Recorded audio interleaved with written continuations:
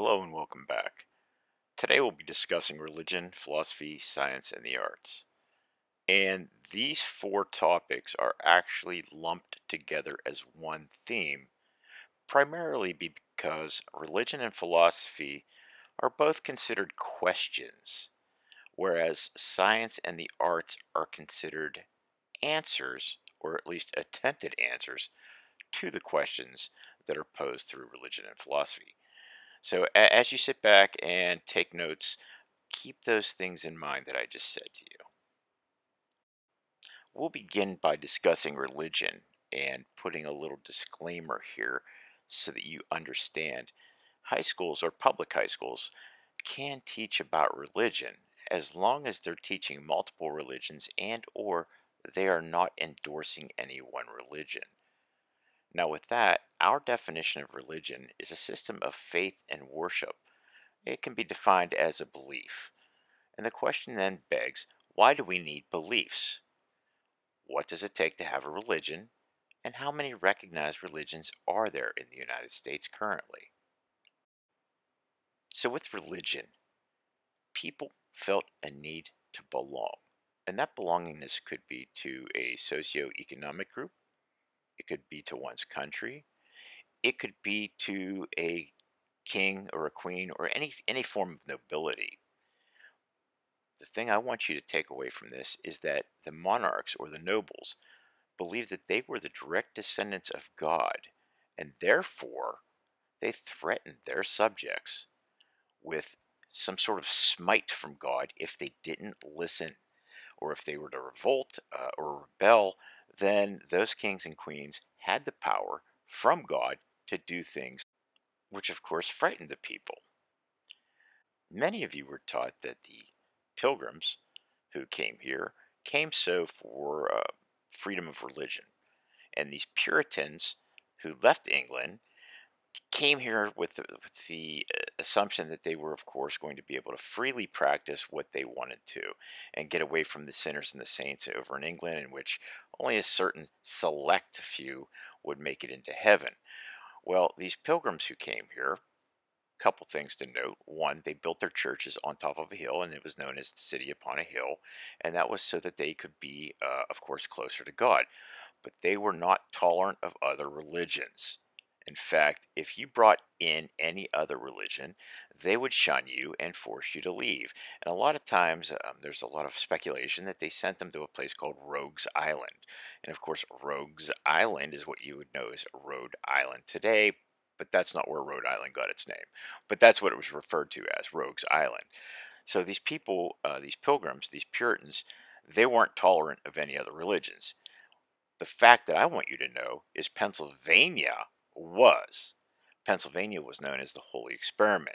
In fact, William Penn allowed every type of religion into this colony, and therefore Pennsylvania was one of the first, if not the first, most tolerant colony to exist back in the 1600s.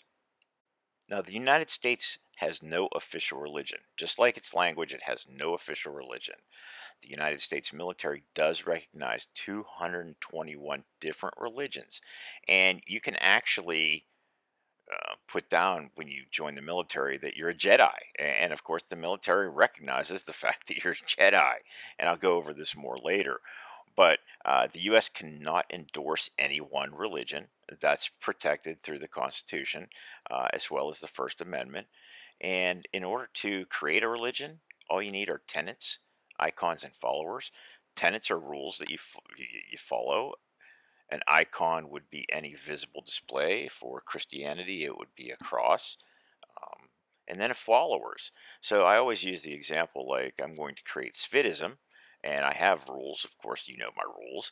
And followers, well, some of you will pray to me at the end of the quarter and say, "Oh, dear Svid, please give me a higher grade." And some of you will answer that call, and of course, you could say that's religion. But of course, that's just all farce right there. But it's an example of so you understand anyone can create a religion. Now, to wrap up the religion segment, religion is a question. That's the one thing you need to know. People question their existence, they question their destiny, they question the concepts in society. It's not always about a super being or a supernatural or a god. And examples that I'm giving you here, and you can look these up on your own, they're all out there. Westboro Baptist, it's a little church in Kansas. And then you have the Church of the Flying Spaghetti. You have the Church of Scientology, and of course, you have the Church of Body Modification, which those people believe in getting tattoos as well as piercings on their body, and to brings them to a whole nother level for religious experience. Our second part of this is philosophy, and philosophy is also a question as well. And the question I always say to kids is why? And the answer is it's just why not? Um, why is the sky blue? Well, at an early age, you were taught that it was blue, but maybe you weren't really taught what blue was. Maybe your parents, your nannies, your grandparents, someone just said you said, "What color is the sky?" And they just said blue.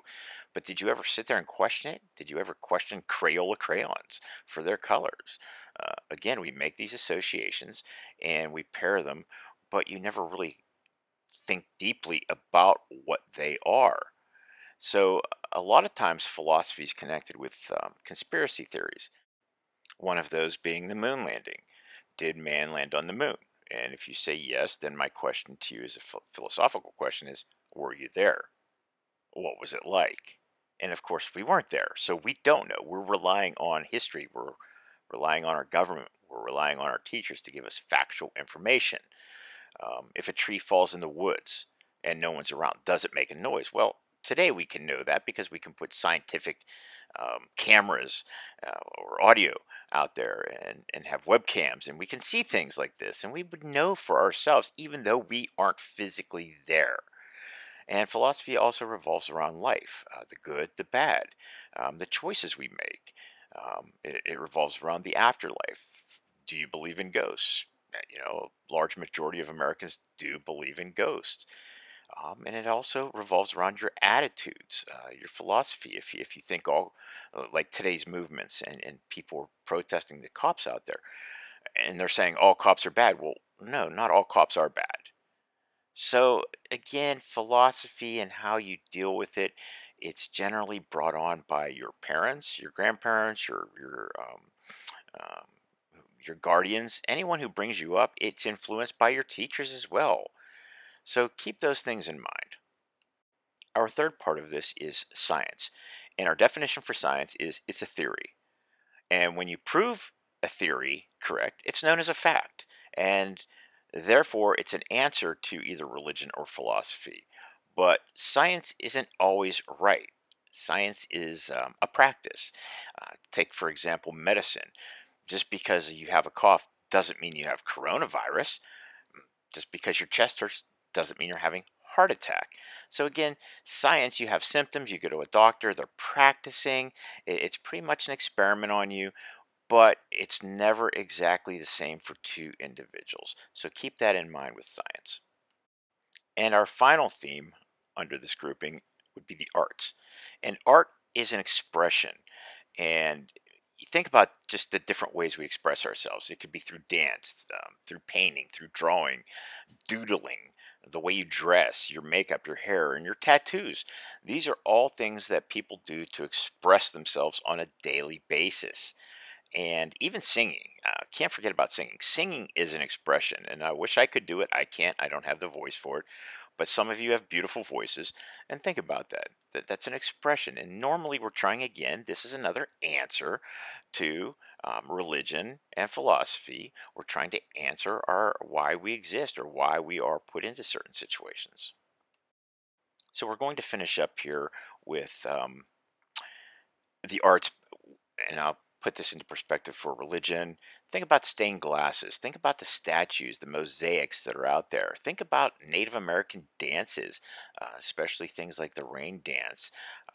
These are all expressions that sometimes go hand in hand with with religion or philosophy, and therefore they are the answers that we are searching for.